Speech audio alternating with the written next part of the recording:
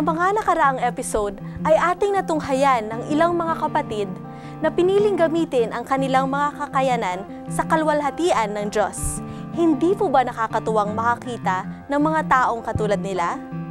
Minsan naiisip ko, buti pa ang ibang tao, ang dami talagang iba't ibang kakayanan. Pero meron po akong nadiskubre. Lahat po pala tayo ay may kakayahang palaguin at paramihin ang ating mga talento.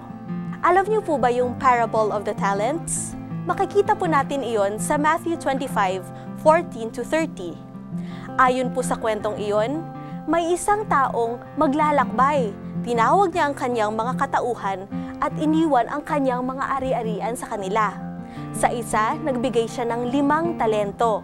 Sa isa, 2. At sa huli naman, binigyan niya ng 1. Naglakbay na siya. Sa pagbabalik ng may-ari, tinawag niya ang kanyang mga tauhan. Ang unang tao ay nakapagbalik sa kanya ng 10 talento. Ang pangalawa naman, nadoble niya rin ang sa kanya at nakabalik siya ng 4 na talento. Ngunit ang huling tauhan, 1 lamang ang binalik niya, itong binigay sa kanya ng may-ari. Ang ginawa ng may-ari, kinuha ang 1 at binigay sa merong 10. Sinabi niya, kung hindi mo kayang maging tapat sa 1, ay kukunin sa iyo ang lahat. Kaya kaibigan, kapag ginamit natin ang talentong ibinigay sa atin ng Panginoon, siguradong bibigyan niya pa tayo ng karagdagang talento. Lalo pa kung ang mga ito'y gagamitin natin sa magandang paraan, katulad ng pagbibigay papuri sa Panginoon o ang pagtulong sa gawain niya. Minsan natatakot tayong gamitin ang ating mga talento o di kaya'y nahihiya kasi iniisip natin na marami namang mas magaling pa sa atin. Pero basta humingi tayo ng tulong sa Panginoon, siguradong tutulungan niya tayo at hindi papabayaan. Hindi mo mamamalayan, lumago na pala ang iyong talento. Kung kailangan mo ng inspirasyon sa paggamit ng talento sa tamang paraan, dyan lamang po kayo at muli namin kayong dadalhan ng awit at kwento na maglalapit sa atin sa Diyos. So be inspired, listen, and be blessed with songs and stories that have changed lives, because these might change yours. Music for His glory.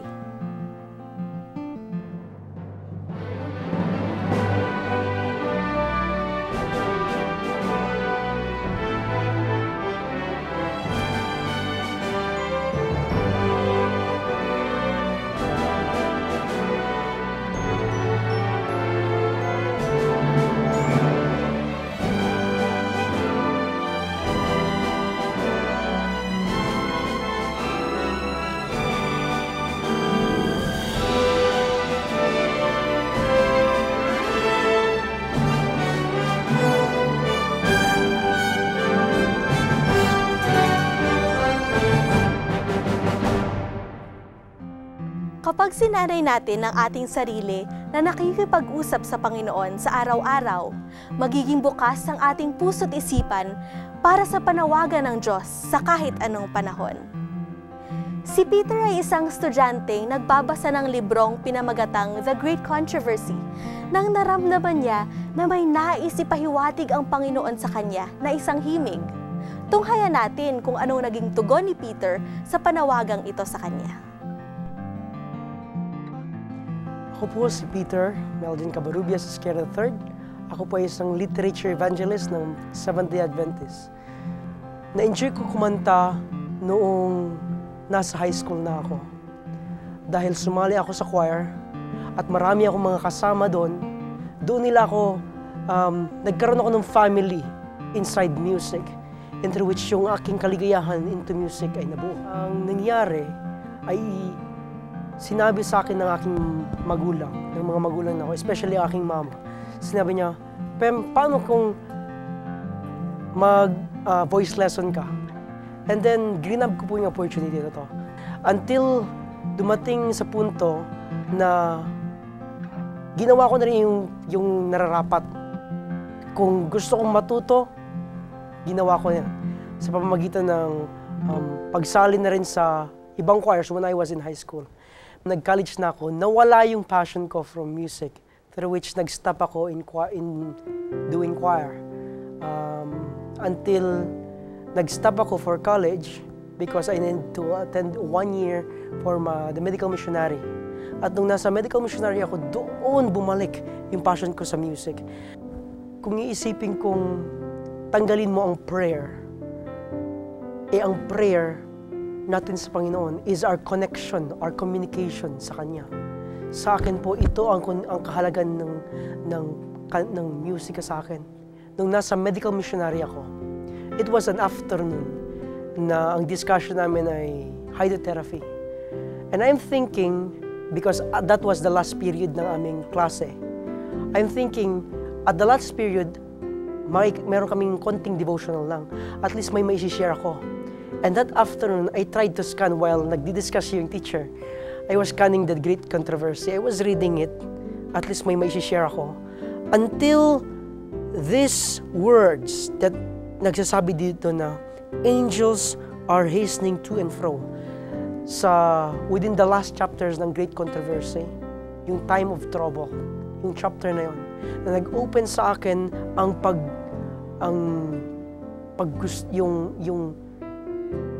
yung kahiligan ng pag-compose ng kanta. Dahil actually, I thought na hindi ko alam mag-compose. It was not a composition of mine. But the music really helps me. Nung binabasa ko po yung Great Controversy na ganyan, at least may share ako that afternoon, binabasa ko po, those words, yung words na angels are hastening to and fro, the music just flows into my ears. Na habang binabasa ko, the melody is already there, na sinasabing, angels are hastening to and fro, angels return from earth announces, and those first phrases nung sentences dun sa Great Controversy, na nagsimula nagtuloy until nabuo ko yung kanta for 30 minutes. And that song is the starting point ng pag-create ko pa ng marami pang kanta sa Panginoon. Sa aking pong pagpapatuloy ng pag-compose, yung unang composition ko, which is yung Time of Trouble, ay nagbigay sa akin ng inspiration na darating ang time na ang trabaho ng Panginoon ay matatapos na. Yung part ng song na nagawa ko, which is the Time of Trouble, one of yung favorite lines ko doon talaga ay yung first na mga words na nabasa ko na talagang nagkaroon agad ng music sa aking isipan, which yung part na yung angels are hastening to and fro, na sinasabi daw na ang mga mensahero ng Panginoon ay nagkalat at doon isinare nila yung message ng Panginoon dahil ang final test niya ay natapos na. Kung ako ay mabibigyan ng pagkakataon pang sumulat ng mga kanta para sa Panginoon, I would really like to make a song that comes from the truth. Because the truth is, konti lang po ang ating mga kanta na nagpupunto talaga sa katotohanan. Kaya kaya ito yung nag-encourage sa akin na pag magkakaroon pa ako ng pagkakataon, sumulat ng kanta, ang distinction ng aking mga composition will be on the Seventh-day Doctrines. Sa aking tagapakinig at tagapanood, ang gusto ko lang i-share sa inyo ay kung kayo man ay gagawa ng kanta, remember na hindi kayo ang siyang magli-lead out ng kantang ito. Kung you want to dedicate the song to God, dedicate it, share it, and the Lord will magnify yung ginawa mong kanta. Na ito ang siyang nag-udyok sa akin na mag-trust lang sa Panginoon.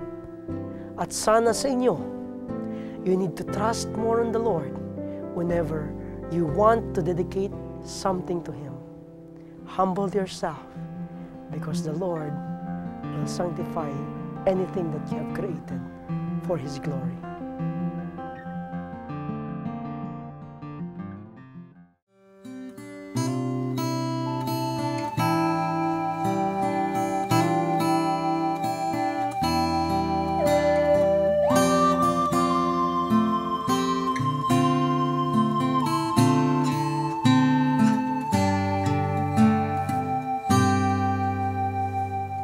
Angel's message closes. Mercy no longer pleads, for the people of God accomplished their works.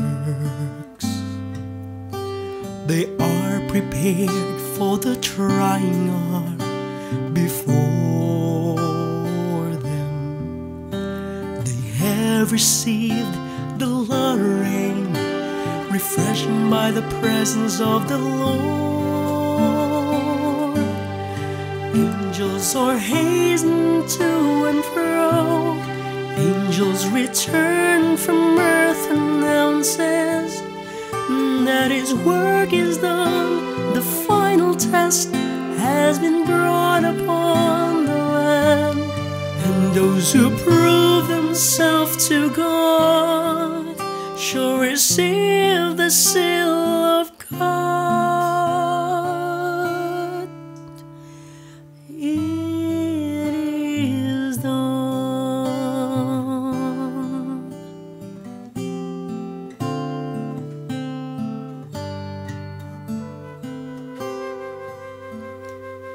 Angelic hosts lay off their crowns as He make His solemn speech. He that is unjust, let him be unjust,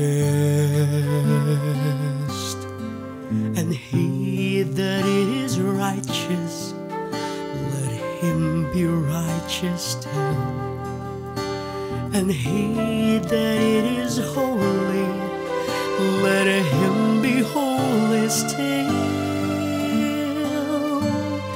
Angels are hastening to and fro. Angels return from earth, announces that His work is done. The final test has been brought upon the land, and those who prove themselves to God shall receive the seal of God.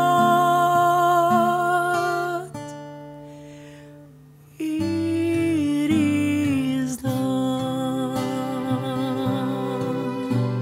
And Jesus sees intercessions in the sanctuary above. He'll lift His hands with a loud voice, saying, it is done.